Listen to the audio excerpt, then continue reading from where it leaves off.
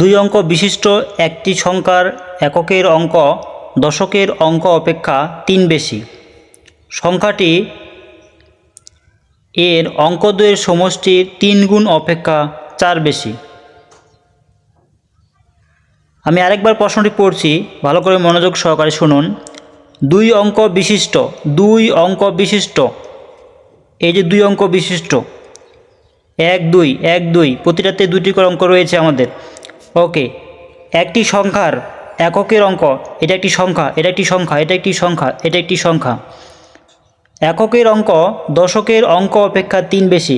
এককের অঙ্ক দশকের অঙ্ক অপেক্ষা 3 বেশি। এককের অঙ্ক দশকের অপেক্ষা 3 বেশি। তো এখানে প্রথম অপশনে দেখুন, এককের অঙ্ক 0 রয়েছে, দশকের অঙ্কে 2 রয়েছে, তাহলে এখানে তো আর বেশি হচ্ছে না, তো এটা প্রথমেই বাদ।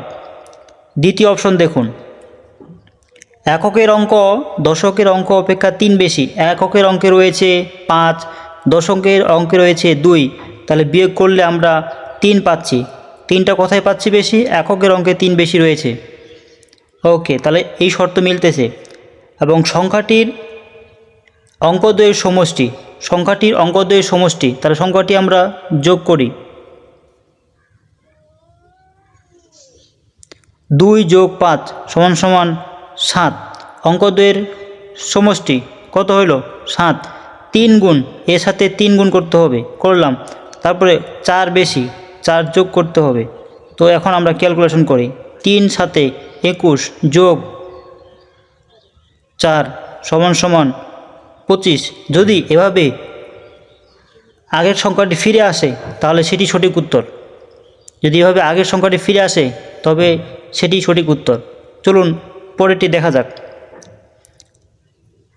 অঙ্কদ্বয়ের সমষ্টি, দুটি অঙ্ক যোগ করি।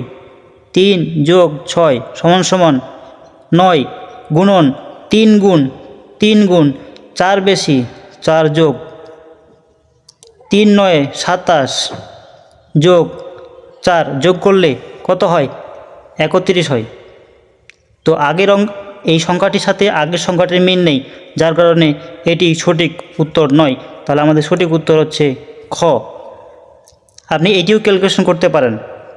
5 যোগ 8 13 গুণন 3 যোগ 4 = 13 3 × 39 যোগ 4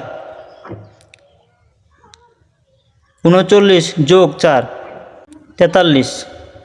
তো আগের সংখ্যাটির সাথে এই সংখ্যাটির মিল নেই। যদি মিল না থাকে তাহলে সেটি সঠিক উত্তর নয়। তাহলে আমাদের সঠিক উত্তর খ। ধন্যবাদ।